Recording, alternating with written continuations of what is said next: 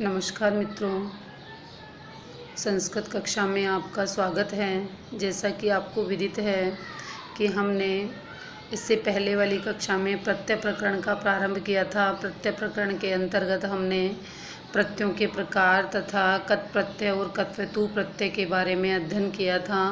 तो थोड़ा सा हम रिकैप कर लेते हैं। जैसे कत प्रत्यय में मैंने आपको बताया था कि तय शेष रहता है तथा यह हमेशा कर्म वाच्य में होता है। और ऐसे ही कत्वतु प्रत्यय में मैंने आपको बताया था कि तवत शेष रहता है। इसके रूप तीनों लिंगों में चलते हैं।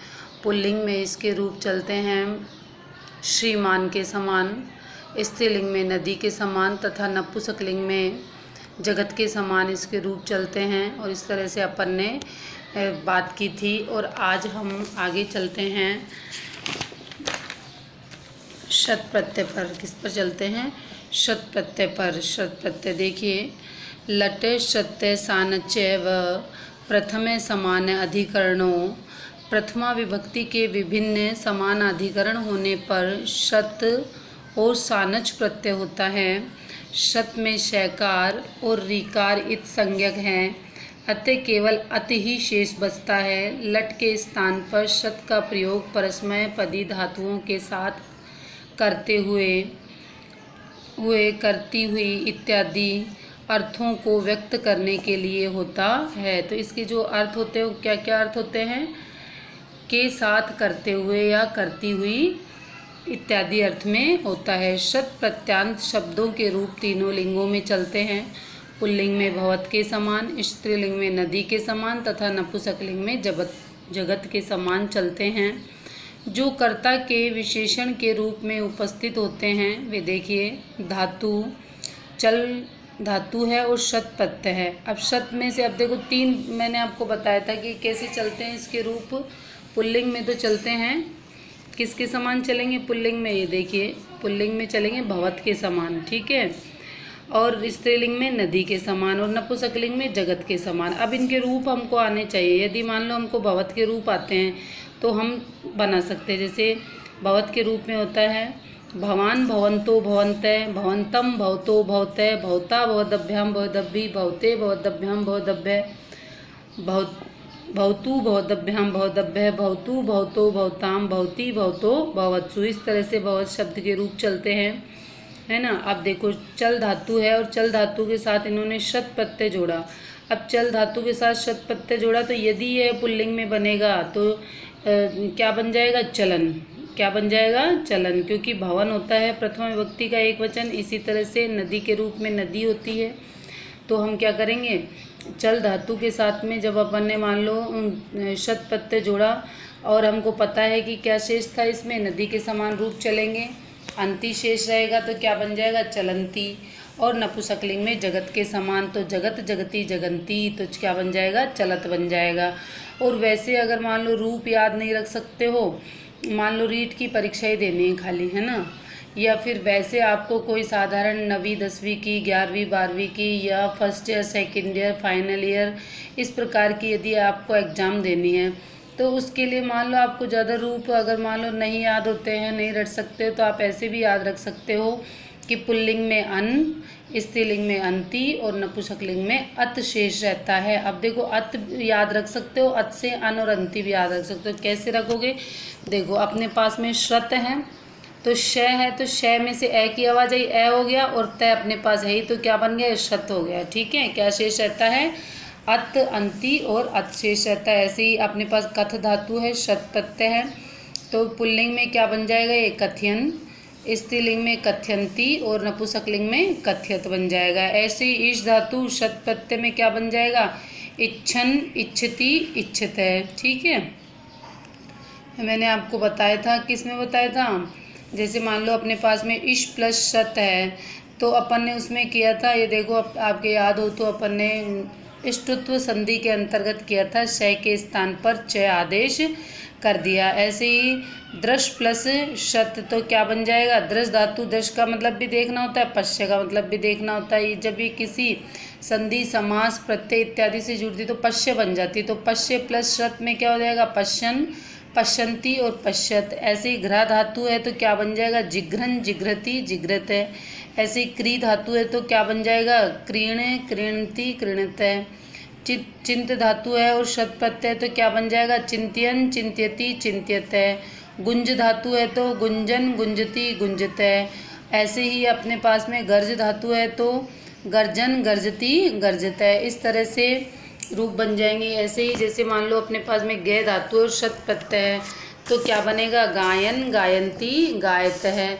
ऐसे ही अस धातु शत प्रत्यय तो क्या बनेगा, सन सती सत। क्री धातु शत प्रत्यय कुर्वन कुर्वती कुर्वत है। पुज धातु शत प्रत्यय पूज्यन पूज्यति पूज्यत है। नृत धातु शत प्रत्यय नत्यन नत्यति नत्यत है। लिख धातु शत प्रत्यय लिख धातु और शत प्रत्यय तो लिखन लिखती लिखत है। ठीक है। ऐसे ही शानच प्रत्यय है।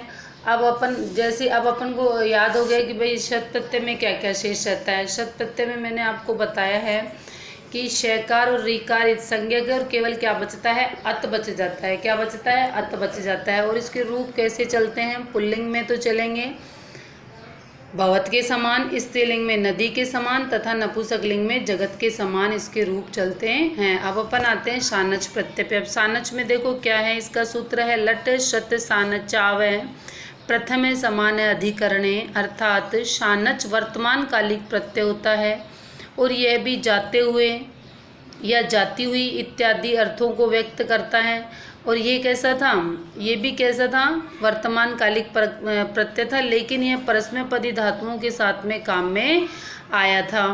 ठीक है। अब अपन देखते हैं, और ये किसके काम में आता है, लट लकार के स्थान पर आत्मनेपदी धातुओं के साथ में प्रयुक्त होता है। अब शानच प्रत्यय का शयकार एवं चयकार इत संज्ञक है, अतः केवल क्या शेष रह गया, आन ही शेष बचता है। और शित होने से यह सर्वधातुक है तथा इससे शप आदि कार्य भी होते हैं। शानच प्रत्यांत शब्दों के रूप तीनों लिंगों में चलते हैं।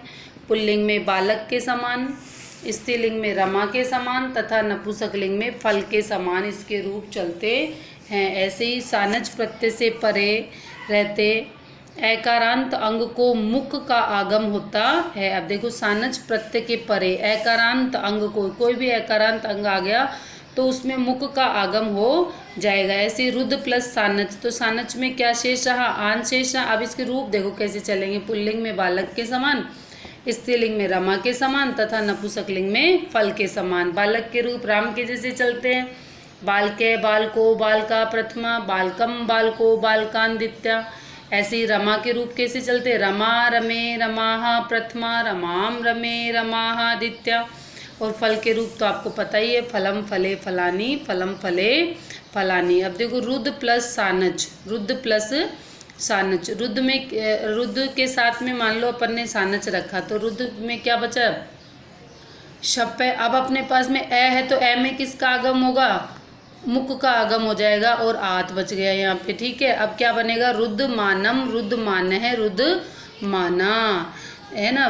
पुल्लिंग में तो क्या बनेगा, रुद्र मानम, रुद्र माना और रुद्र माना। ऐसी इक्ष में शानच है तो आन है तो इक्ष प्लस शप और मुख का आगम होगा तो इक्ष माना इक्ष माना इक्ष माना। इस तरह से हमारे पास में हम कैसे इससे हिसाब लगा सकते हैं, केवल अगर मान लो अपने पास में कोई भी, अभी देखो यहाँ पे अपन ने क्या किया था कि भाई मुख का आगम कहाँ होगा, शानच प्रत्यय के परे रहते। जैसे मान लो शानच प्रत्यय है बाद में और एकारांत अंग को मुख का आगम आदेश हो जाता है। ठीक है।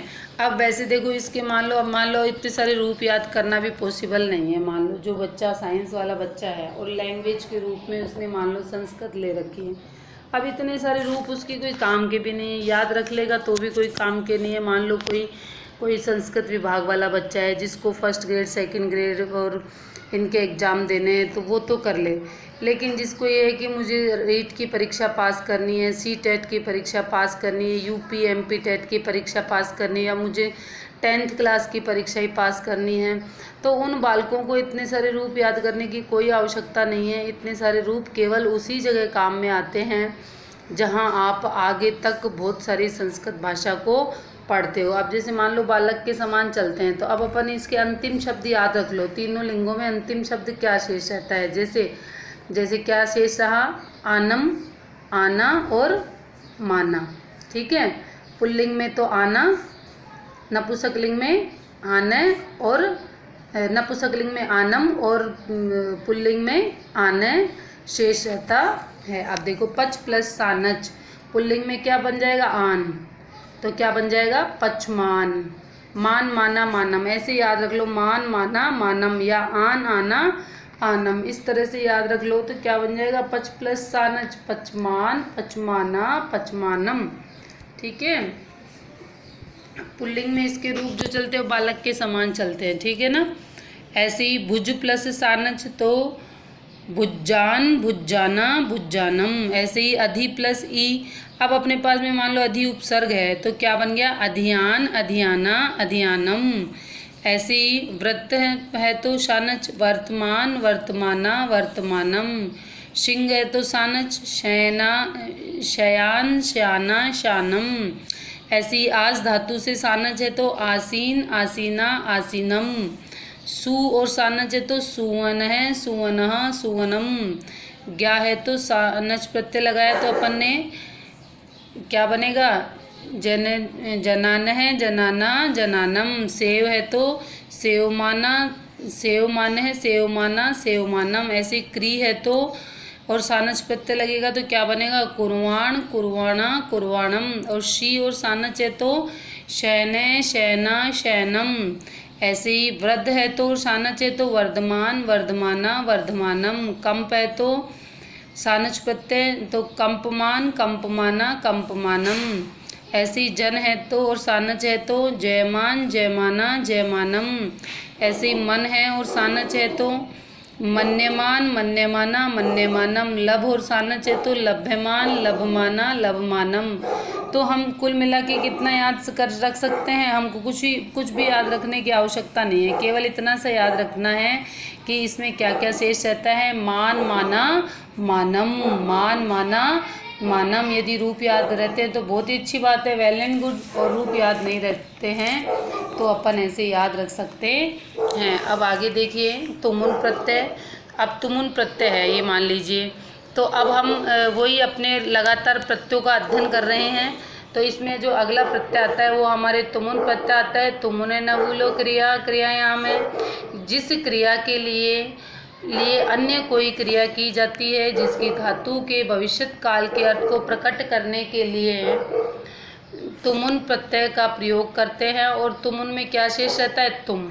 जैसे छात्र पठितुम विद्यालय गच्छति, छात्र पढ़ने के लिए विद्यालय जाता है। इस वाक्य में जाने की क्रिया पढ़ने के लिए की जा रही है, अर्थात जाने की क्रिया अब वर्तमान काल में हो रही है और पढ़ने की क्रिया भविष्य काल में और उस समय होगी जब जाने की क्रिया हो चुकी होगी। अतः पठ धातु से युक्त तुमुन प्रत्यय लगाकर पठितुम शब्द का प्रयोग हुआ है। अब देखो विशेष अंग्रेजी में जहाँ का प्रयोग होता है वह संस्कृत में तुमुन का प्रयोग होता है। अब देखो तुमुन प्रत्यांत क्रिया तथा दूसरी क्रिया का कर्ता एक ही होना चाहिए। जैसे उपयुक्त उदाहरण में पढ़ने और जाने की क्रिया का कर्ता छात्र है।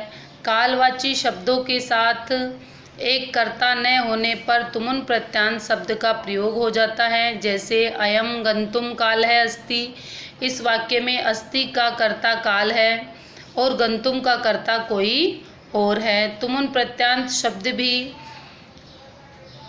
कत्वंत है, ल्यपवंत है, शब्दों के समान अव्यय होते हैं और इनके रूप सदा एक जैसे ही होते हैं।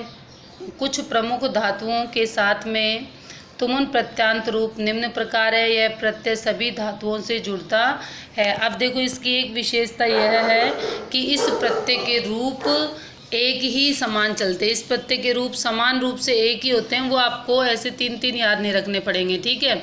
अब जैसे गम धातु में तुमुन प्रत्यय हो गया तो तुमुन में हमको पता है क्या शेष रहेगा? तुम शेष रहेगा। बस इतना सा याद रखना है, जहाँ लास्ट में तुम दिख जाएगा हम कौन सा प्रत्यय करेंगे? तुमुन प्रत्यय करेंगे। तो गम प्लस तुमुन तो क्या बन जाएगा? गंतुम। रम प्लस तुमुन रमतुम, नम प्लस तुमुन नंतुम, सह प्लस तुमुन सोडुम, वह प्लस तुमुन वोडुम, पच प्लस तुमुन पक्तुम, श्रु प्लस तुमुन श्रोतुम, रुद प्लस तुमुन रोदुम, इक्ष प्लस तुमुन इष्यति और she plus तुमुन शीतुम, swap plus तुमुन स्वपतुम, Brahma plus तुमुन ब्रमितुम, मन प्लस तुमुन मंतुम, अद प्लस तुमुन अत्तुम, पा प्लस तुमुन पातुम, जी प्लस तुमुन जेतुम। ऐसे ही दा प्लस तुमुन दातुम और स्था प्लस तुमुन स्थातुम, स्नया प्लस तुमुन स्नातुम, घ्रा प्लस तुमुन घ्रातुम, भुज प्लस तुमुन भुक्तुम, तुद प्लस तुमुन तुक्तुम और प्रच्छ प्लस तुमुन प्रष्टुम, दुहु प्लस तुमुन दोग्धुम, वध प्लस तुमुन वदितुम, व्रत प्लस तुमुन वर्तितुम, युज प्लस तुमुन युक्तुम और हु प्लस तुमुन होतुम इत्यादि शब्द होते हैं। अब तक के पढ़े हुए सारे शब्द जितने भी हमने प्रत्यय पढ़े हैं उनमें से सबसे ज़्यादा जो इजी है वो कौन सा प्रत्यय आया? तुमुन प्रत्यय। बिल्कुल सीधा सीधा चल रहा है, इसमें कोई अपन को संकट आया ही नहीं। ठीक है, जहाँ अंतिम शब्द आपको क्या दिखेगा? तुमुन दिखेगा, वहाँ पे आपको तुमुन प्रत्यय लगाना है। अब अपन आगे चलते हैं तव्यत और तव्य प्रत्यय पर। ठीक है, तव्यत और तव्य प्रत्यय पर अपन अब आगे चलते हैं। देखिए तव्यत प्रत्यय, तव्यत तव्य अनियर, अर्थात इस सूत्र के अनुसार तव्यत तव्य और अनियर प्रत्यय धातु से होते हैं। जहाँ तव्यत का तयकार इत संज्ञक है तथा तव्यत मात्र धातु से होते हैं तथा यह तव्यत मात्र धातु मात्र तव्य शेष रहता है और तव्यत तथा तव्य दोनों ही कृत प्रत्यय हैं तथा ये दोनों धातुओं से जुड़कर योग्य अथवा चाहिए अर्थ का बोध करते हैं। और तव्य और तव्यत के रूप की दृष्टि से दोनों में कोई अंतर नहीं है, क्योंकि दोनों ही प्रत्ययों में तव्य शब्द की मात्रा क्रिया के साथ जुड़ता है। अब देखो, तव्यत अथवा तव्य प्रत्यांत कृदंत शब्दों के रूप पुल्लिंग में बालक, स्त्रीलिंग में बालिका और नपुंसकलिंग में फल के समान चलते हैं। तो बालिका की जगह अपन रमा भी कह सकते हैं। ठीक है, वही आकारांत हो गया। अब देखो आगे, मया ग्रंथे पठितव्य, तो ये चाहिए अर्थ में होता है ना। तव्यत प्रत्यय जो है वो किस में होता है? चाहिए अर्थ में होता है। अपन को ये याद रखना है कि तव्यत प्रत्यय किस में होगा? चाहिए अर्थ में होगा। ठीक है, अब देखिए जैसे मया ग्रंथे पठितव्य, मुझे ग्रंथ पढ़ना चाहिए। फिर तुम्हें गीता पढ़नी चाहिए, त्वया गीता पठितव्या, येन पुस्तकम पठितव्यम, उसे पुस्तक पढ़नी चाहिए। ये प्रत्यय जिन धातुओं से जुड़ते हैं उन धातुओं की उपधा रूप में वर्तमान ई, उ और री को क्रमशः ए, ओ और अर हो जाता है। नी प्लस तव्यत तो क्या बन जाएगा? नेतव्य। क्री प्लस तव्य कर्तव्य। यदि किसी धातु के अंत में ए या ए स्वर आया हो तो उस धातु से इन प्रत्ययों का योग होने पर ए और ए को क्या आदेश हो जाता है? आ आदेश होता है। जैसे मान लो वे धातु है, ठीक है, और तव्यत प्रत्यय है, तो ए की जगह क्या हो जाएगा? आ हो जाएगा। ठीक है, ए की जगह क्या हो जाएगा? आ हो जाएगा। ठीक है, ये नियम है, थोड़ा सा इसको याद रखना पड़ेगा अपन को।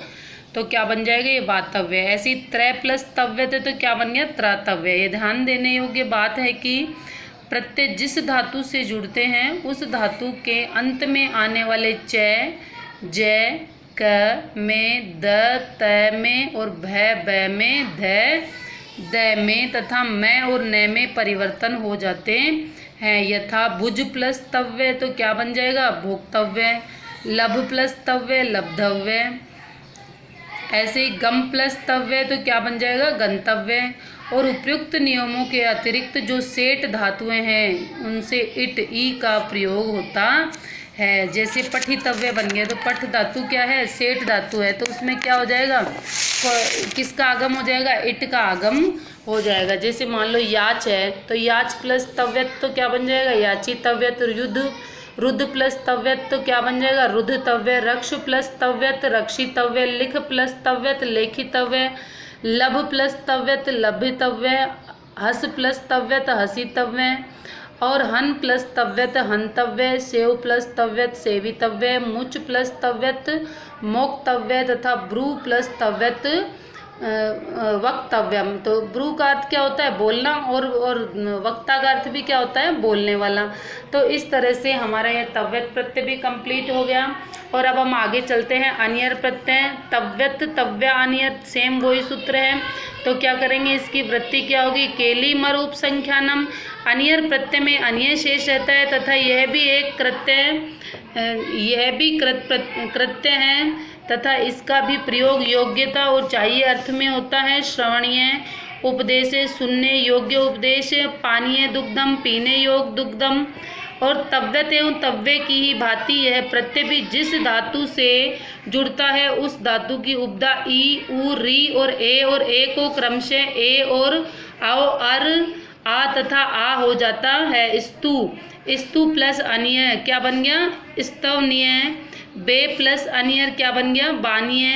गे प्लस अनियर क्या बन गया? गानीय। तो मैंने आपको बताया था ए हो, आई हो तो क्या आदेश हो जाता है? आ आदेश हो जाता है। प्रमुख धातुओं के तव्यत अनियर प्रत्ययों के रूप निम्नलिखित हैं। स्था का अर्थ होता है ठहरना, रुकना।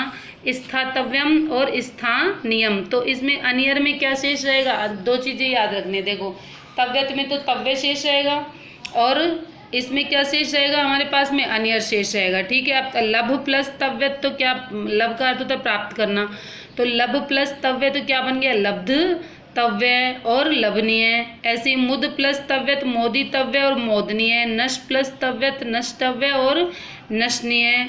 स्पर्श प्लस तव्यत तो स्पृष्ट प्लस स्पृष्टव्य और स्पर्शनीय। भक्ष प्लस तव्यत बक्षितव्य और भक्षणीय। घ्रा प्लस तव्यत तो घ्राणीय और ग्रहणीय। सेव प्लस तव्यत सेवनीय और सेवितव्य। और याच प्लस तव्यत याचितव्य और याचनीय। दिव प्लस तव्यत देवितव्य और देवनीय। नृत प्लस तव्यत नर्तितव्य और नर्तनीय। तुद प्लस तव्यत तोतव्य और तोदनीय। ऐसे ही लिख प्लस तव्यत लेखितव्य और लेखनीय। पठ प्लस तव्यत पठितव्य और पठनीय। ऐसे ही भुज धातु है और आपके पास तव्यत प्रत्यय तो भोक्तव्य और भोजनीय। पा है तो पातव्य और पानीय। गम है तो गंतव्य और गमनीय। चुर है तो चोरितव्य और चोरणीय। दृश है तो दृष्टव्य और दृशनीय। नी है तो नेतव्य और नैनीय। स्मृ है तो स्मृतव्य और स्मरणीय। मिल है तो मेलितव्य और मेलनीय। शक है तो शक्तव्य और शकनीय। री है तो हरतव्य और हरणीय। आस है तो भवितव्य और भवनीय। और वप है तो वापतव्य और वापनीय। हन है तो हनतव्य और हननीय। श्रुत है तो श्रोतव्य और श्रोणीय। और दा है तो दातव्य और दानीय। केलीमर प्रत्यय है तो केलीमर प्रत्यय में भी अपन को क्या करना है? बस थोड़ा सा याद रखना है। केलीमर प्रत्यय भी तव्यत और अनियर की तरह ही प्रयुक्त होता है। इसमें क्या शेष रहता है? एलिम शेष रहता है। तो पच प्लस केलीमर तो क्या बच गया? एलिम। पच प्लस एलिम। ठीक है, पचेलिम। ऐसे ही शिद प्लस केलीमर तो क्या बन जाएगा? शिदेलिम। और भिद प्लस केलीमर तो क्या बन जाएगा? भिदेलिम। तो अब एक बार अपन थोड़ा सा रिवाइज कर लेते हैं कि अपन ने कितने प्रत्यय पढ़े हैं। एक तो अपन ने पढ़ा है तव्यत प्रत्यय। तो तव्यत में तो तव्य शेष रहता है, वही चाहिए अर्थ में होता है। ठीक है। और ऐसे ही अनियर प्रत्यय पढ़ा है अपन ने, तो अनियर में अनिय शेष रहता है। और अपन ने अभी में जो पढ़ा है, एक तो अपन ने शत प्रत्यय पढ़ा है और एक शानच प्रत्यय पढ़ा है। शानच में मैंने शत प्रत्यय में मैंने आपको बताया था कि अत, अंति और अन शेष रहता है, ऐसे याद रख लेना था। ठीक है। नहीं तो फिर अपन ऐसे भी याद रख सकते हैं कि भवत के समान रूप चलते हैं, नदी के समान रूप चलते हैं और जगत के समान रूप चलते हैं। ठीक है। ऐसे ही सानच प्रत्यय मैंने आपको बताया था कि आन, आना और आनम याद रख लेना। और ऐसे ही अपन ने तव्यत प्रत्यय पढ़ा है, तव्यत में तव्य शेष रहता है। अनियर पढ़ा है, अनियर में अनिय शेष रहता है। और ऐसे ही अपन ने केलीमर पढ़ा है, तो केलीमर में एलिम शेष रहता है। तो अपन ने यहाँ तक की जो जानकारी प्रत्ययों से संबंधित ली है। मित्रों, यदि आपको इसमें कुछ समझ में नहीं आया है तो आप मुझे कमेंट्स के माध्यम से पूछ सकते हैं और अपन आगे जो पढ़ेंगे अपनी नेक्स्ट क्लास में पढ़ेंगे। और आपको यदि मेरे द्वारा दी गई जानकारी पसंद आती है तो आप मेरे चैनल को लाइक करें, शेयर करें, सब्सक्राइब करें और अपने मित्रों के साथ में शेयर करें। जय हिंद, जय भारत, नमस्कार।